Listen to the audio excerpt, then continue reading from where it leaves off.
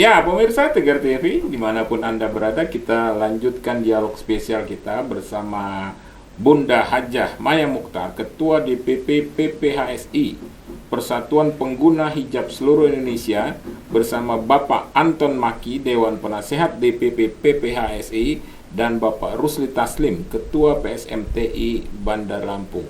Ini Bunda menarik, ini terkait tema kita, merajut kebersamaan umat beragama dalam mensukseskan pemilu damai 2024 yang diselenggarakan dalam bentuk hijab bersolawat ya, tanggal 16 Desember. Ini persiapannya sendiri Bunda, ini gimana Bunda? Ya.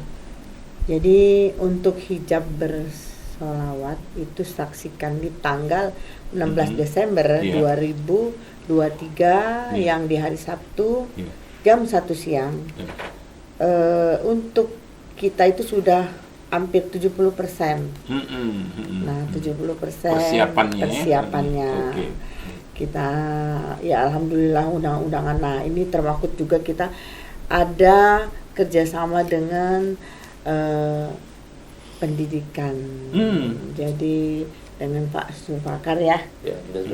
Dinas Pendidikan Provinsi ya. Insya Allah nanti kepala-kepala sekolah bisa hadir. Gitu.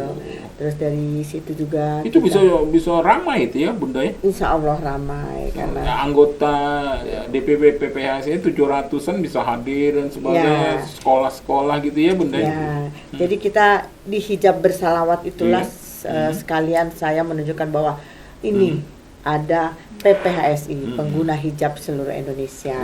Makanya saya ramaikan itu di lapangan Pekor supaya kita makin banyak lagi. Betul. Dan makin luas. Apalagi didukung oleh PSMTI Bandar Lampung ya, Pak Rusli ya. Oh, cukup meriah ini. Ya.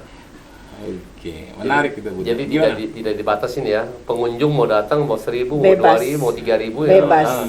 Semuanya lah. Jadi tapi kalau izin pemerintah daerah atau gimana? Alhamdulillah itu kita udah semua dibantu dengan Bapak Sekda ya. Oh, gitu dibantu ya. Sekda Provinsi ya. Bapak Sekda Provinsi. Udah sowan lagi. Alhamdulillah beliau mendukung ya. Iya. Seperti itu, sangat mendukung. Dan izin dari Polresta juga kan. Izin semuanya sudah dibantu. Mudah-mudahan sukses ini Bunda acara. Insyaallah. Amin. Iya, Pak Anton Maki ini sebagai Dewan Penasihat ini perlu juga karena kan mau ada acara hijab bersolawat dan itu insya Allah cukup ramai didukung oleh PSMT. Kalau misal organisasi PPHSI-nya sendiri itu gimana sih soal izin ADART barangkali dan sebagainya? Silakan Pak Anton. Jadi maka sudah bisa berkiprah. PPHSI ini dikarenakan sudah sah dia. Jadi akte pendirian itu sudah ada. Sudah itu akte dari Menkumham pun sudah. Sudah itu terdaftar di Kesbangpol pun sudah. Artinya memang sudah siap berlayar. Betul. Intinya sebenarnya beliau ini DPP bukan provinsi, Dewan Pimpinan Pusat yang berdomisili di Provinsi Lampung. Betul. Seperti kayak NU itu kan bentuknya di Surabaya dia, gitu kan. Jadi bukan nggak harus di Jakarta dia. Nah maka dengan adanya DPP ini wajib hukumnya bagi beliau nanti untuk membentuk provinsi-provinsi yang ada di Indonesia. Betul. Nah salah satunya yang sudah memang siap dilantik adalah Sumatera Selatan. Oh, gitu ya. Yang sudah bertemu langsung dengan Herman Darunya, beliau ini diterima langsung di rumah dinasnya. Iya. Nah, sudah itu Banten, sudah itu Jawa Barat yang sudah siap-siap ini. Karena kita mau pemilu ini kita stop karena dikhawatirkan masanya ini digunakan ke sana gitu arahnya. Dimobilisasi nantinya. Kekhawatirannya. Ya, maka beliau pesan kepada saya, Bang kita tunda saja dulu untuk pelantikan provinsi yang lain, takut ada demobilisasi. Karena ini gitu, ibu-ibu. Betul, iya. Ibu-ibu. Nah, pengguna hijab. Nah, jadi misi-misinya hijab ini yang pertama kita akan memberikan motivasi kepada ibu-ibu yang memang rumahan, tidak punya usaha, Nah inilah mereka ini yang akan dibantu nanti oleh Bunda Maya ini, akan dilatih, nanti dia akan diberikan satu peralatannya, sehingga nanti web itu akan timbul dari pengusaha-pengusaha yang ada di rumahan. Yang kedua, dengan adanya hijab ini, sekarang ini kan juga sering terjadi kita di pondok pesantren, ada pencabulan dan lain-lain. Nah, ini hijab yang akan datang nanti ke pondok pesantren, memberikan satu binaan. Karena itu sakit lagi ibu, gitu kan? Iya. Nah, hijab ini kan banyak kan ibu-ibu kan? Jadi kalau setiap ada persoalan pasti ibu. Nah, maka beliau juga nanti akan ke pondok pesantren seperti kayak ke LP, memberikan satu motivasi kepada LP yang perempuan. Nah ini, jadi hijab ini sebenarnya banyak manfaatnya. Nah tapi yang lebih penting benar, setelah pemilu ini kita akan ikrar, kita panggil nanti Ibu Kapolda, Ibu Danrem, Ibu Jaksa, sama-sama ikrar bahwa kita sama-sama menjaga suami kita tidak korupsi. Itu yang pertama dulu ini, yang kita arahin ke sana. Nah, maka begitu kita sampaikan ini program, Ustadz langsung nangkep, bagus itu Pak. Artinya hijab ini bisa masuk di dalam ranah tengah-tengah ya. Maka beliau ini sebenarnya sudah ditunggu di Mendagri, di Menteri Agama. Ini mau kita tingkatkan, akan kita laporkan surat-surat kita ini ke pusat biar disahkan menjadi kita di pusat. Nah kalau sampai sudah di pusat, kita kan nanti dibantu itu pembentukan di kabupaten ininya, di provinsi-provinsinya, gitu sudah dapat anggaran. Tapi kalau sekarang ini, ya kita babak belur juga beliau ini. Jadi tapi seperti kata Pak Rusli Taslim tadi soal organisasi DPP PPHS ini juga non partisan politik gitu tidak ya? Tidak ada. Jadi saya sampaikan, saya selaku penasehat, hijab tidak kemana-mana, tapi orangnya hijab silakan kemana-mana. Iya. Silakan. Mau ada merah, ada hijau, ada kuning, silakan. Tapi kalau sudah bicara hijab tidak ada. Karena di situ kita bicara untuk kepentingan masyarakat yang banyak. Jadi tidak berpolitik. Nah maka beliau ini juga masuk ke dalam. Tapi kalau ini berpolitik mungkin beliau juga nggak mau masuk. Iya. Karena orang Tionghoa itu males yang namanya berpolitik. Dia spontan aja, gua suka nih, gua kasih lo gitu. Nah jadi kenapa beliau ini juga masuk, karena memang tidak berpolitik. Dan kalau kata Pak Rusli tadi, ya anggotanya boleh berwarna-warni. Boleh silakan. Bebas kan? Bebas. Tapi kalau sudah bicara hijab tidak boleh berpolitik. Begitu juga di kerukunan beliau ini. Silakan yang lain masuk warna-warna. Tapi kalau bicara kerukunan tidak ada yang berpolitik. Mungkin itu dari saya. Sekilas ini aja tentang hijab. Mudah-mudahan kalau kiprahnya sudah cukup lumayan, sudah bisa dirasakan oleh masyarakat lah. Cuman memang kita kebentur.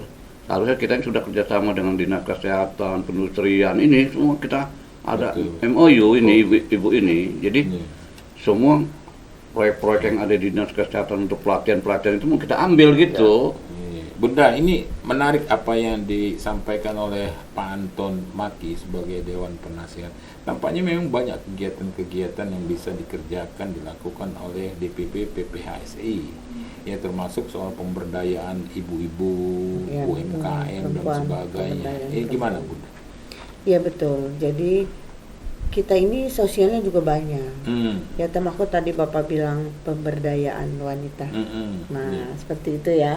Nah itu satu, terus pelecehan. Nah, kita itu ada sekitar 10 bagian bidang-bidangnya.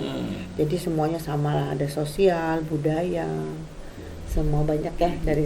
Di organisasi PPH ada 10 bidang ya? 10 bidang. Ekonomi, sosial, budaya, semua sampai UMKM semua itu kita bisa menyanggupi ya. Seperti itu. Ya, menarik itu Bunda. Ya, Pak Rusli Taslim ini terkait soal waktu juga nih. Di sesi ketiga Pak Rusli Taslim soal pemilu damai 2024 itu, ya kan? Terkait soal hoax ini gimana? Nah itulah Pak Umar, kalau pemantauan saya, sekarang ini nggak ada yang kita bisa lihat berita-berita di WhatsApp itu yang betul-betul akurat atau apa, yang tidak hoax. Hampir semua dibuatnya hoax karena yang buat itu memang sudah ada spesialisnya untuk mengadu domba yang A, yang B, yang C.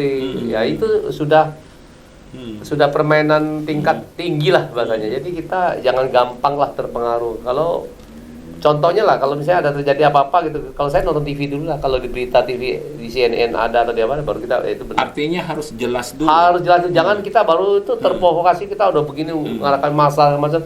Karena memang betul-betul seperti yang kita nonton di berita kan, mereka yang di pusat atau yang di Jakarta itu atau mungkin di kota-kota besar tuh ada semacam timnya, tim yang membuat hoax berita yang nggak benar kayak yang bahkan bisa merusak pilkada damai itu. Nah itu makanya kita jangan terprovokasi lah.